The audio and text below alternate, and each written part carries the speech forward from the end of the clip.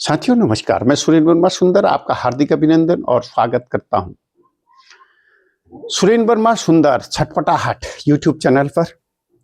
साथियों, जैसा आपने इससे पहली वीडियो में जाना और हमने दर्शन किए और जानकारी प्राप्त की स्वर्ण मंदिर, जिसे हरमंदिर साहिब भी कहते हैं और जिसके अंदर ही उसी परिसर में स्थित है अकाल तख्त, उसकी जानकारी प्राप्त की। इसके बाद आज हम जो जानकारी प्राप्त करने वाले हैं, आप उस यात्रा में सहयात्री हैं। आज हम चल रहे हैं तख्त श्री केसगढ़ साहिब, आनंदपुर साहिब में।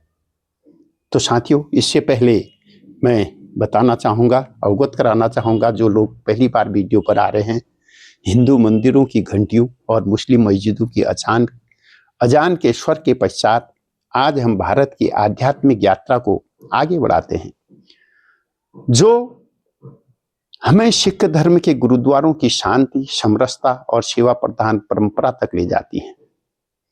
साथियों, यह यात्रा धर्मस्थलों की भौतिक संरचना का वर्णन नहीं है, बल्कि मानवता के उस साझा प्रकाश की खोज है जो विविध आस्थाओं में समान रूप से धड़कता है। सिख धर्म का उद्भव, जैसा आप जानते हैं, 15वीं शताब्दी में गुरु नानक देव की वाणी से हुआ। एक ऐसी वाणी जिसने जाति, पंथ और ऊंच नीच के भेदभाव को अस्वीकार कर दिया और एक ओंकार के सत्य को स्थापित किया। साथियों, आगे चलकर 10 गुरुओं की परंपरा और अंततः गुरु ग्रंथ साहिब को गुरु स्वीकार करने की परंपरा ने सिख धर्म को विशिष्ट आध्यात्मिक आधार प्रदान कर दिया। सिख धर्म के प्रमुख धार्मिक स्थल केवल स्थापत्य की दृष्टि से महत्वपूर्ण नहीं है, बल्कि वो सेवा, समानता, साहस के जीवंत प्रतीक है। हरमंदिर साहिब से लेकर 5 तख्तों तक प्रत्येक स्थल इतिहास, बलिदान, आस्था और लोक विश्वास का संगम है। इन स्थलों में चारों दिशाओं से खुले द्वार यह संदेश देते हैं कि ईश्वर तक पहुंचने के मार्ग सीमित नहीं, बल्कि सर्वजन के लिए खुले हैं। गुरुद्वारा की परंपरा में लंगर केवल भोजन नहीं होता, बल्कि सामाजिक समता का साकार रूप है। संगत और पंगत की व्यवस्था यह सिखाती है कि मनुष्य की पहचान उसके धर्म या वर्ग से नहीं, बल्कि उसके कर्म और सेवा से होती है।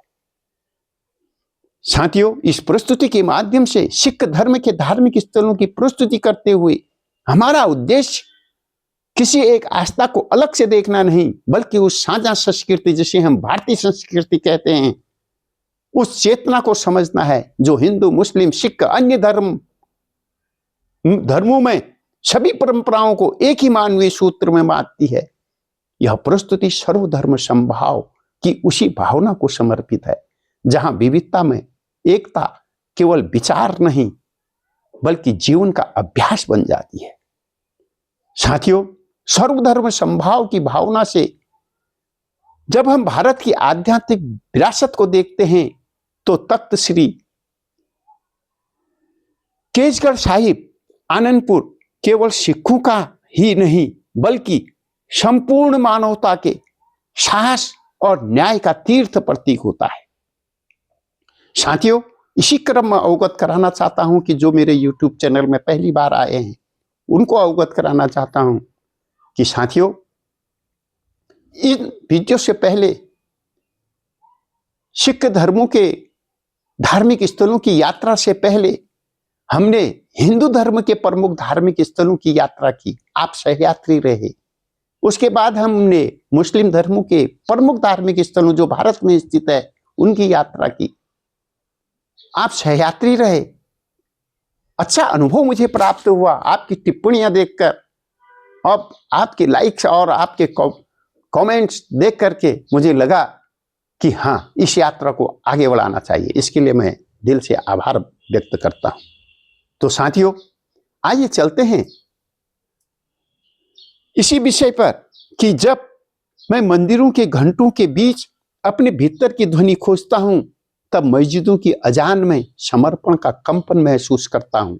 जब गुरुद्वारा के मौन में मुझे साहस की धड़कन सुनाई देती है, यह प्रस्तुति उसी धड़कन का स्पर्श है। साथियों, जो जन्मी थी उस पावन धरती पर जहां तख्त श्री केशगढ़ साहिब खड़ा है, जहां 1699 की बैसाखी पर गुरु गोविंद सिंह जी ने मनुष्य को केवल भक्त नहीं बल्कि साहसी, सजग और स्वाभिमानी आत्मा बनने का आह्वान किया था।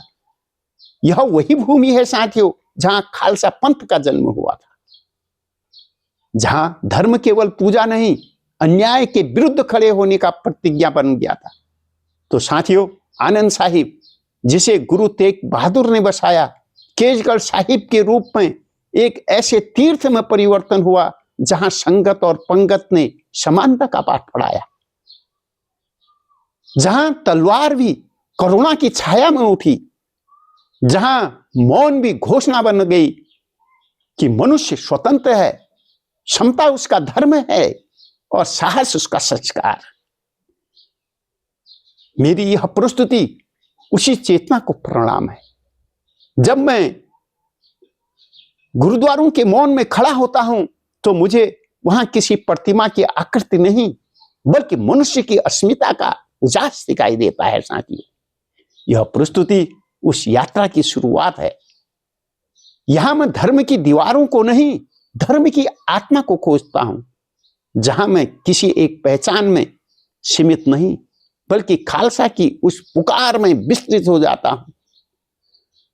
वाहिगुरु जी का खालसा, वाहिगुरु जी की फतेह। साथियों, खालसा की जन्मभूमि तख्त श्री केशगढ़ साहिब सिख पंथ के 5 तख्तों में से एक है। यह स्थान केवल एक गुरुद्वारा नहीं बल्कि खालसा पंथ की जन्मभूमि है।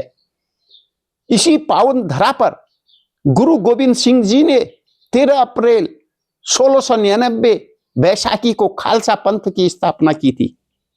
एक ऐसी आध्यात्मिक सैनिक परंपरा जिसने अन्याय के विरुद्ध खड़े होने का साहस किया।